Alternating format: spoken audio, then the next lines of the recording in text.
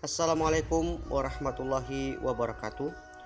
Perkenalkan, nama saya Agus Riyadi SPD, calon guru penggerak angkatan 7 Kabupaten Aceh Tamiang, Provinsi Aceh. Pada kesempatan kali ini saya akan memaparkan tugas 1.2.A.8 koneksi antar materi modul 1.1 dan modul 1.2. Pada kesempatan ini saya menggunakan model 4P untuk mengkoneksikan materi antar modul 1.1 dan modul 1.2.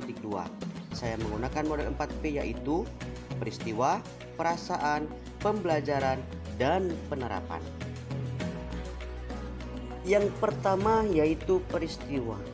Peristiwa di sini adalah momen paling penting atau menantang atau mencerahkan bagi saya dalam proses pembelajaran modul 1.1 hingga 1.2 adalah sebelum mempelajari modul 1.1, saya selalu menjadikan siswa sebagai subjek pembelajaran.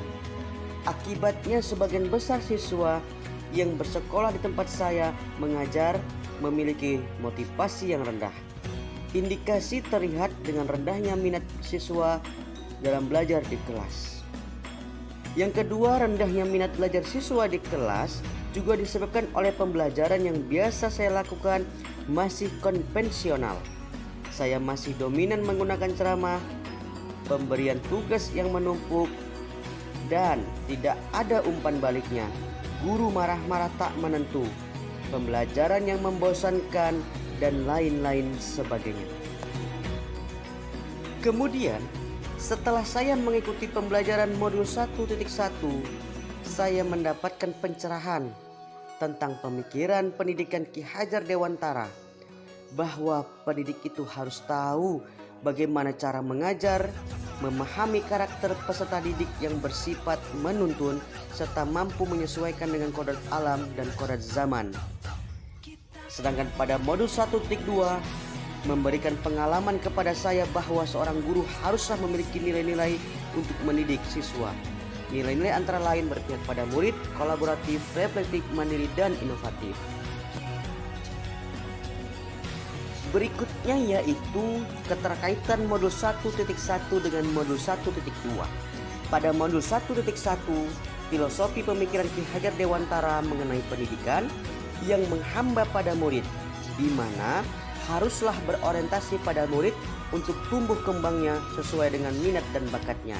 Modul 1.1 ini berkaitan erat dengan modul 1.2, yaitu tentang nilai guru penggerak yang berpihak pada murid.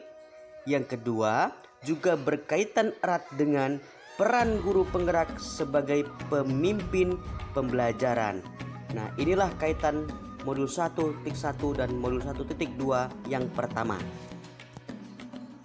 Berikutnya yaitu keterkaitan modul 1.1 dan 1.2 yang kedua, yaitu pada modul 1.1 filosofi pemikiran Ki Hajar Dewantara mengenai pendidikan itu harus mampu menyesuaikan dengan kodrat alam dan kodrat zaman.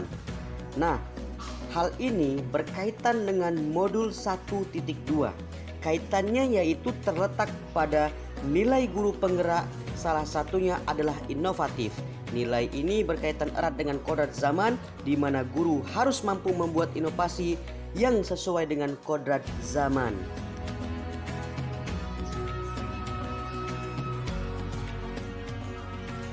Berikutnya yaitu yang kedua terkait perasaan. Perasaan di sini adalah momen saat saya melakukan pembelajaran modul 1.1 dan modul 1.2.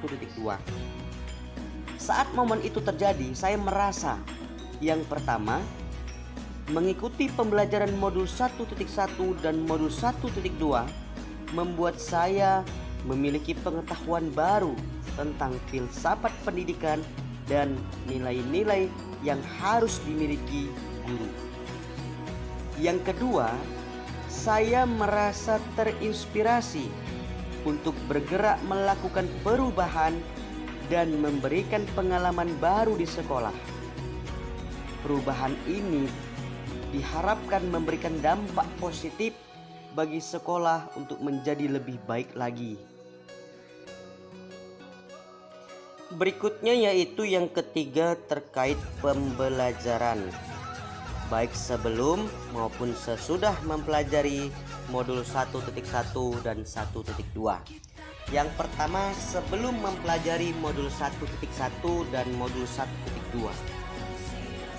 Sebelum momen tersebut, saya berpikir bahwa pendidikan hanyalah mengajar di kelas. Guru cukup memotivasi dan membelajarkan siswa. Guru adalah pusat pembelajaran dan siswa adalah objek pembelajaran.